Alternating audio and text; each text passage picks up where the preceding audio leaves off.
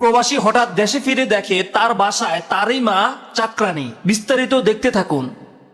কি ব্যাপার, কাজের মহিলা কাজ করে? ভালো।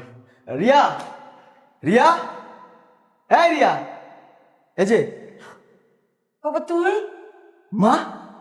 মা তুমি তুমি কেন চাকরানির কাজ করতেছো? তুমি কেন ফ্লোর মুছতেছো? তোমার বৌমা কোথায়? রিয়া কোথায়? কি করবো রে বাবা, এটা তো আমার প্রতিদিনের কাজ। তুই না বলেছিলি তুই বিদেশে গেলে আমি হবো এই বাড়ির রাজরানী, কিন্তু আমি তো রাজরানী হইতে পারলাম না, আমি হচ্ছে এই বাড়ির চাকরানী। মা, ও মা, কে তোমাকে এই বাসার চাকরানি বানাই রাখছে? বলো মা, কে তোমাকে দিয়ে এই বাসায় সমস্ত কাজ করে নেয়? বলো মা, আমাকে বলো। বাবা আজকে আমি তোকে সব বলবো। তোর বউ এই বাড়ির সম্পূর্ণ কাজ আমাকে দিয়ে করায়। তোর সম্বন্ধীও আমাকে অত্যাচার করে বাবা, কিন্তু আমি কিচ্ছু বলিনি। তোর বউ কাপড় ধোয়া থেকে ঘর মোছা রান্না বান্না সব আমাকে দিয়ে করায়। যদি আমি না করতে চাই বাবা, তাহলে তোর সম্বন্ধী নাকি আমাকে খোঁচুন দিয়ে পুড়ে দিবি। বাবা রে, তোর বউ আর তোর সম্বন্ধীর অত্যাচারে মারের ভয়ে আমি সব কাজ করি বাবা, আমি সব কাজ করি। কি বলছো মা? আমার বউ তোমাকে দিয়ে বাড়ির সব কাজ করায়, আমার সম্বন্ধে তোমার উপর অত্যাচার করে, তোমার গায়ে হাত তোলে, তোমাকে দিয়ে কাপড় কাচায়, তোমাকে দিয়ে রান্না বান্না করায়। এই জন্যই তো বলি, আমি যতবার তোমার সঙ্গে কথা বলতে চাই ততবারই কোনো না কোনো বাহানা সাজায়, ততবারই কোনো না কোনো এক্সকিউজ দেখায়। তুমি আজকে এখানে গেছো, কালকে ওখানে গেছো, তোমার সঙ্গে আমি কথা বলতে পারি না। তোমার সঙ্গে কথা বললে তুমি আমাকে সব বলে দিবে, এই জন্য ও আমাকে কখনো তোমার সঙ্গে যোগাযোগ করতে দেয়নি। ঠিক আছে, আচ্ছা মা, ওরা কি বাড়িতে আছে? না বাবা, ওরা পার্টি বসে গেছে। পার্টি অফিস না? তোর পার্টি অফিস আজকে আমি বের করবো। মাগো, তুমি আর একটু কষ্ট করো মা, তুমি তোমার মতো করে কাজ করো। আমি আড়াল থেকে আজকে ওদের কাহিনী দেখব, ওরা যেন বুঝতে না পারে আমি বাড়িতে আসছি। ঠিক আছে মা, তুমি কাজ করো।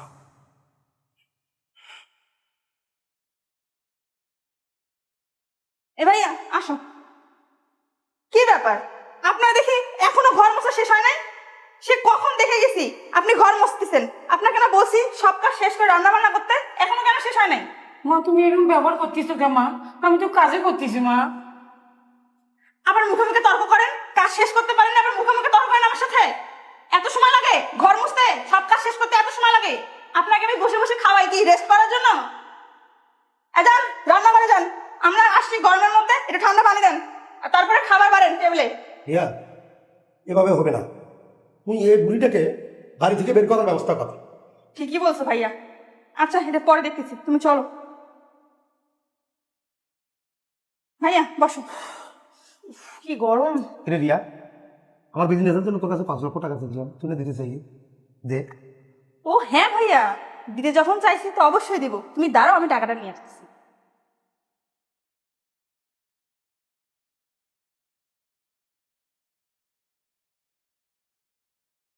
ভাইয়া এই নাও টাকা। বৌমা এই নাও পানি। ভাইয়া এই পানি নাও।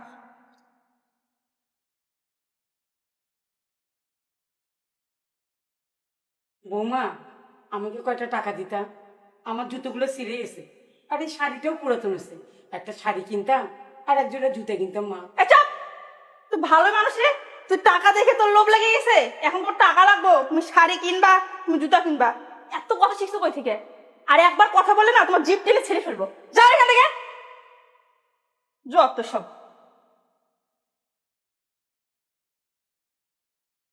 দেখ দেখ, তোকে আগেই বলেছিলাম এই বুড়িটাকে যত দ্রুত পারিস বের করে দে। আগে দেখছিস? আরে ভাইয়া আমি তো বেরই করে দিতাম, কিন্তু ওনাকে যদি বের করে দেই এই বাসার এত কাজ সব আমাকে করার লাগবে। আর যদি আলাদা একটা কাজের লোক রাখি অনেক টাকা দিতে হবে, তার বদল সব কাজ উনি করে, আমার কাজের লোকের টাকাটাও বেঁচে যাচ্ছে, আমারও একটু শান্তি হচ্ছে। থাক না, ওই 1-2 বেলা খায়া রাখি, আমার সব কথাই শুনি। ওকে রাখলেই বা কি, না রাখলেই বা কি। কথা তুমি ঠিক বলেছিস। কিন্তু রিয়া, এখানে তো 4 লাখ, আমার তো লাগবে 5 লক্ষ টাকা। আরে ভাইয়া ওই 1 লাখ টাকাও তোমাকে দিব।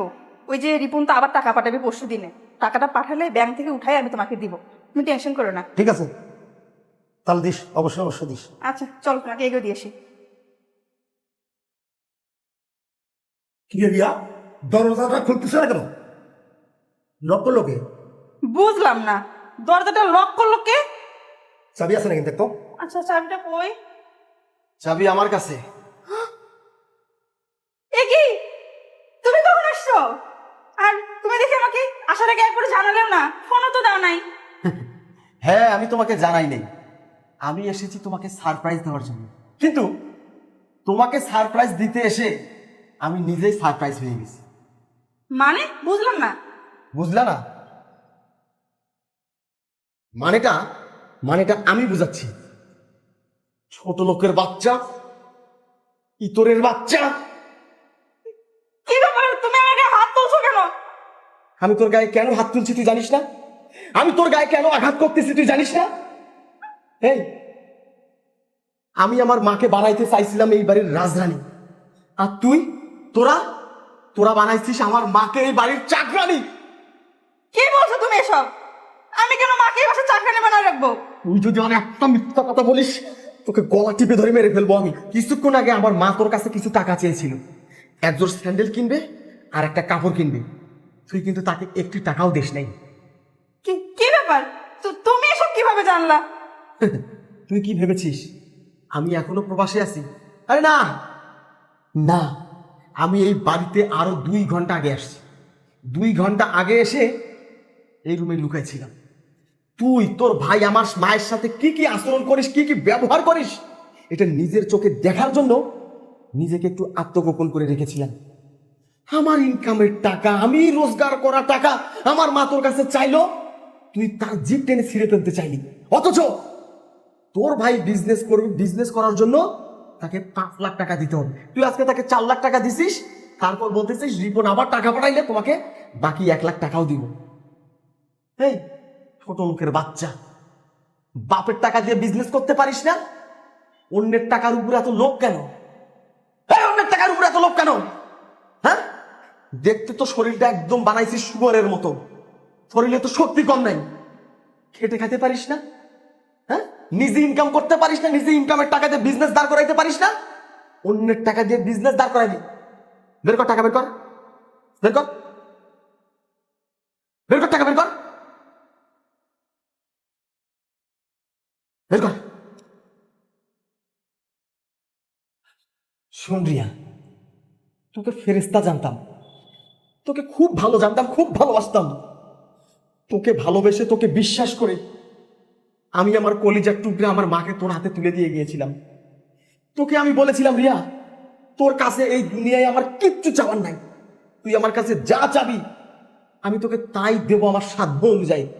বিনিময়ে বিনিময়ে তুই শুধু আমার মাটাকে একটু আগলায় রাখবি, বিনিময়ে তুই আমার মাটাকে একটু আদর যত্ন করবি, বিনিময়ে আমার মায়ের একটু সেবা যত্ন করবি।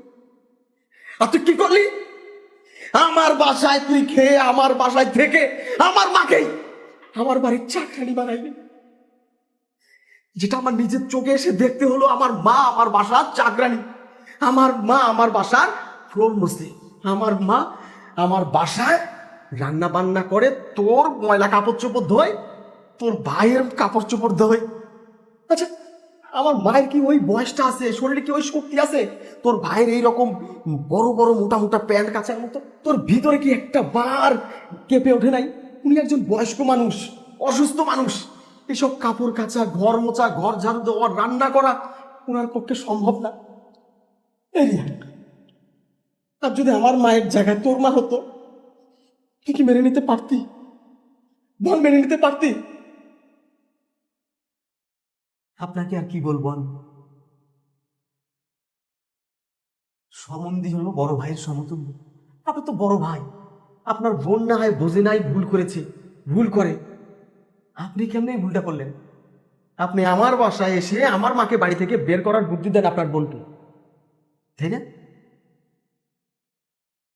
ভালো যদি চাস তোরা দুইজন একসাথে এই মুহূর্তে এক কাপড়ে আমার বাড়ি থেকে বের হয়ে যা। আমার ভুল হয়ে গেছে, তুমি আমাকে ক্ষমা করে চুপ! তোকে যদি আমি ক্ষমা করি, ওই সৃষ্টিকর্তাও আমাকে ক্ষমা করবে না। তোকে যদি আজকে আমি ক্ষমা করি, এই সমাজ আমাকে ক্ষমা করবে না। তোকে যদি আমি ক্ষমা করি, আমার ওই হাজার হাজার প্রবাসী ভাইরা আমাকে জুতা মারবে, তারা মনে করবে আমি বইয়ের গোলাম। আমি বইয়ের গোলাম হতে চাই না, আমি বইয়ের গোলাম হয়ে থাকতে চাই না। বের হ, যদি বের না হস 2 টাকা আমি খুন করে ফেলবো। তোকে আমি ডিভোর্স দেবো, তোর কাবিনের টাকা সময় মতো তোর বাড়িতে পৌঁছাই দেবো। এরকম ও বাবা, আমাকে কি ক্ষমা করে দেওয়া যায় না?